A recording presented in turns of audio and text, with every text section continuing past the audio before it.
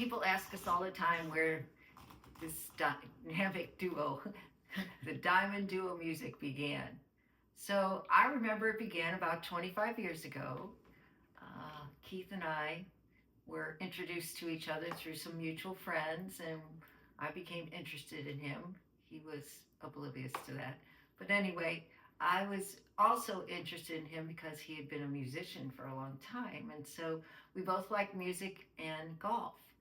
So I asked him if he wanted to play golf with me one morning and maybe go to breakfast first. And he agreed to it. So you remember where we went, Keith?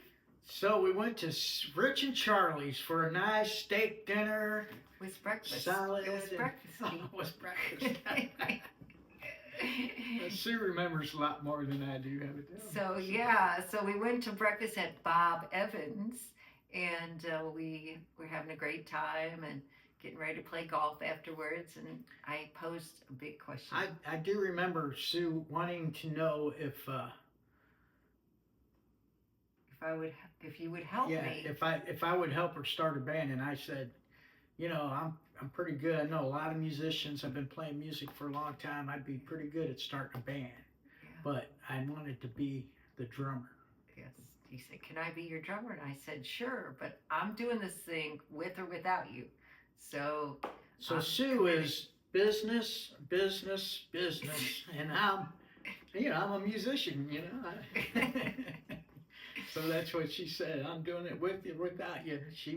And once she started, she just beelined it for the business part of it. Well, yeah, I knew the business part of it, but I didn't really know the business part of it. I didn't know the music business. I knew a lot of business. But going back, and we Sue had a lot of connections down in Nashville, and I remember her going, "Oh yeah, I went into such and such's office, at Curb Records or, these record labels." And then one time we were down there, and we were invited to, it was Capitol Records. Fletcher, the vice president, just a kid, and he's got Keith Urban's song on tape, and he says, we're trying to decide if we're going to release this song as a single. And he puts it on, and it's Where the Blacktop Ends. And I was blown away, and I just thought, man, we're sitting in this office listening to this music. Well, the reason we were is because Judy, who had been my mentor at the time, said, "Oh, you're a marketing consultant." I said, "Yeah, I've been that for many years." And she said, "Okay." She says, "I'm going to introduce you to some people in the record business." So that's how we got there. But back to our story. Yeah, back to our story. That's in the beginning, Yeah, that wasn't. And when you're around all that kind of, that big time music business stuff, it's really very inspiring and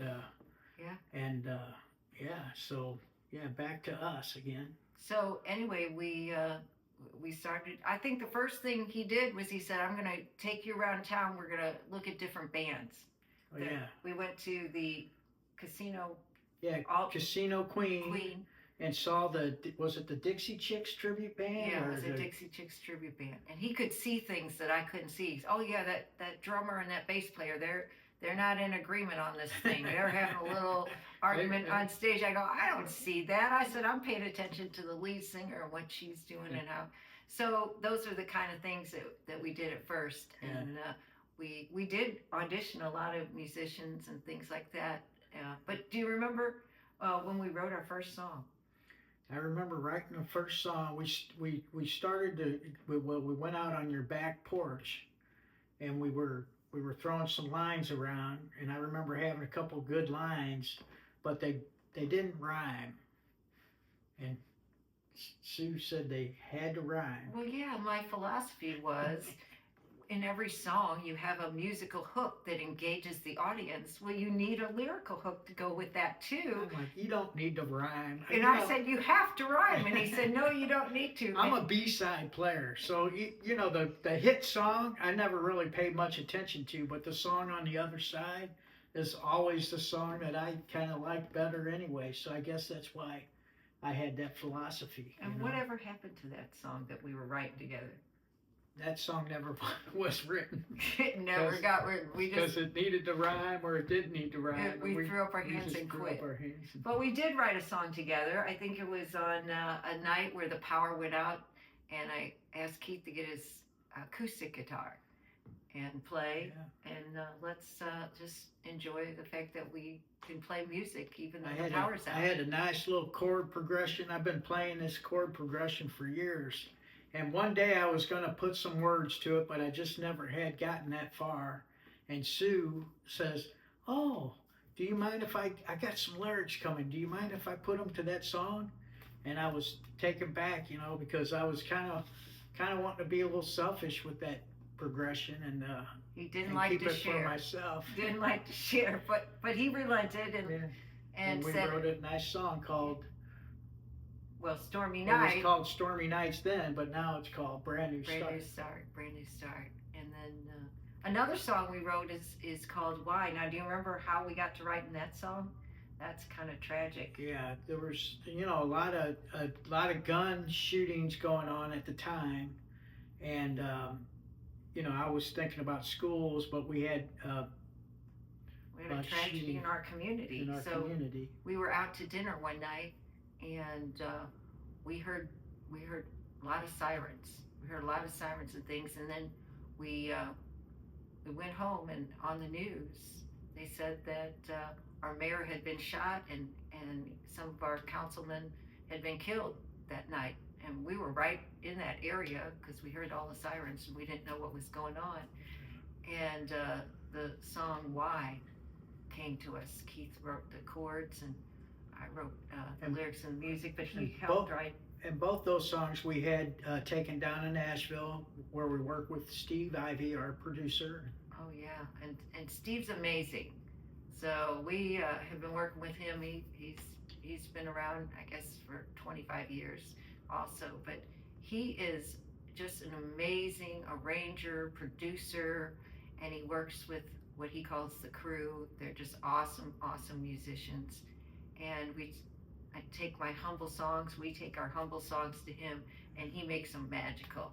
He just does that process, and it's really pretty exciting. But we'll tell you more about that Yeah, when we talk about the studio. well, yeah, okay. When we I talk won't about go there then, our because that's where I was getting ready to go with how I kind of picked some things up and done a lot I got a nice little home recording studio, and but one of the things that I've done with my songs was I would produce them as far as I could take them Yeah. by myself. And Sue was, and we haven't talked to Steve in a long time, and Sue waves the phone. She's like, "I got Steve on the phone. You got anything to ask Well, him?" Because I had been him on around about getting Steve to produce my music.